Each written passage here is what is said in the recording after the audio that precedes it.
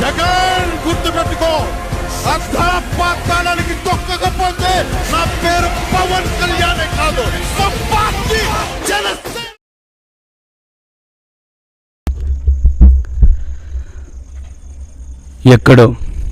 ఎక్కడో పిఠాపురంలో ఒకరు గెలిస్తే ఇక్కడ తెలంగాణలో ఎన్నో గుండెలు ఆనందంతో నిండిపోతున్నాయి, కళ్ళు చెమ్మగిల్లిపోతున్నాయి, సంబరాలు అంబరానికి అంటున్నాయంటే అర్థం చేసుకోండి, ఆయన ఒక వ్యక్తి కాదు, ప్రజా సమూహమని.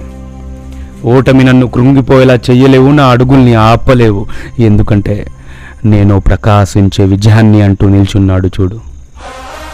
సామాన్యుడు రాజకీయం చేస్తే ఇలాగే ఉంటుంది. ఈ కోటలు బద్దలు కొడతామని గర్జించాడు, పునాదులతో పాటు పెకిలించి వేశాడు. ఓడించిన ఆ ప్రజలకై మళ్ళీ ప్రశ్నించాడు. ప్రజలకి తోడై ప్రభుత్వంలో కంపనం సృష్టించాడు. ఆయన ఆశాకిరణం మాత్రమే కాదు, ఆశయాల ప్రళయాన్ని అని ఒక విస్ఫోటనమై వినిపించాడు. జనసేన ఇది జనం కోసం పుట్టింది, జనంలో నుంచి పుట్టింది. జనసేన జన జాగృతికై కదిలింది.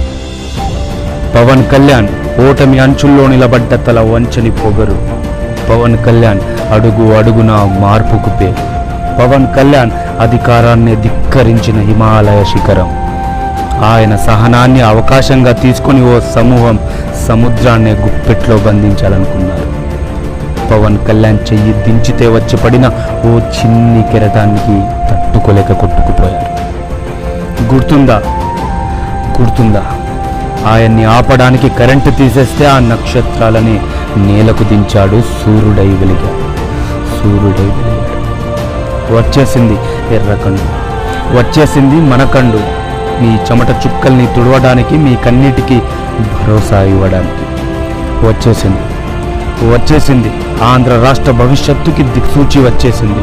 అవినీతి వీపు పగలగొట్టడానికి లాఠీ వచ్చేసింది. నిలదీయడానికి, కడిగేయడానికి గ్లాసు వచ్చేసింది. వెండి తెర నుంచి పుట్టుకొచ్చిన ఈ తార రేపటి తరాన్ని మార్చేస్తాడు అన్న నమ్మకం ఈ తరానికి ఇచ్చిన ధృవతార. నిప్పు రవ్వలను గుండెల్లో మోస్తూ చల్లటి పవనాన్ని అందిస్తూ వచ్చాడు.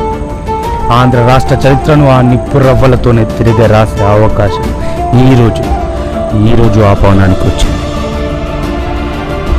ఇక మొదలెడదాం. జై జనసేన.